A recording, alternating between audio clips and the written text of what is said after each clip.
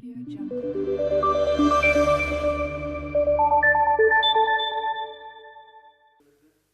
аймгийн Цэцэг даргын 2017-оос 2020 оны үйл ажиллагааны хөтөлбөрт тусгагдсан ухаалаг дархан аймгийн дэд хөтөлбөрийн хүрээнд төрийн мэдээллийн холбооны газар, Дархуул аймгийн засаг даргын тамгын газрын мэдээлэл технологийн албатай хамтран төрийн байгууллагын мэдээллийн аюулгүй байдал сэдвт сургалтыг өнөөдөр аймгийн засаг даргын тамгын газрын хурлын танхимд зохион явууллаа. Дархан төлөрсөн хот учраас одоо захин мэдээллийн аюулгүй байдлын чиглэлээр үндсэн сургалт явагдаж байгаамаа. Энэ гол асуудал нь бүх төрийн байгууллагуудын удирдлага болон мэдээллийн технологи ажилтан оролцох ёстой.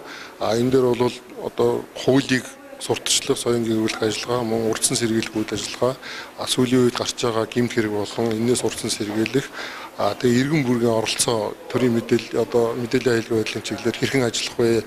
Эрх зүйн орчин ямар байгаа? Их дээр бол бас сургалт семинар явагдаж байна.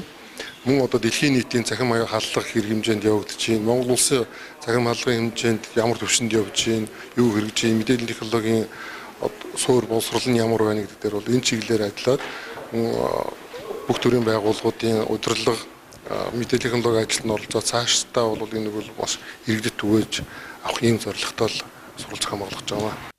Сургалтад төрийн мэдээллийн санг хөгжүүлэн ажилладаг байгууллагуудын 80 гаруй удирдлага мэргэжилтнүүд хамрагдсан юм а. Энэхүү сургалтын гол зорилго нь кибер орчинд дах эрсдлийг үндэсний хэмжээнд бууруулж, мэдээллийн технологийн хэрэглээний зохистой соёлыг түгээн дэлгэрүүлэх, мэргэжилтнүүдийг чадваржуулах, мэдээллийн аюулгүй байдлыг хангах, интернетийн зохистой хэрэглээг олон нийтэд таниулахад оршижээ. Мэдээллийн технологийн хэрэглээ хүмүүсийн амьдралын өдөр тутмын хэрэглээ болсон өнөө үед одоо бид нэр яг мэдээллийн сантай харьцдаг төрийн байгууллагууд хувийн хвшлүүдийг энэ удаагийн сургалтанд урьж оролцуулсан байгаа. Энэ сургалтанд тухайн байгууллагуудын удирдлага, мэдээлэл технологи хариуцсан мэргэжилтэнгүүдийг урьж оролцуулсан нэлээд онцлог байгаа. Энэ иргэд төрийн үйлчлэгийг захимжуулах, иргэд төрийн үйлчлэгийг захим хэлбэрээр авах, төрийн мэдээллийн аюулгүй байдлыг хангах чиглэлтэй шүүрэг орол чухал сургалт болж өнгөрч байна.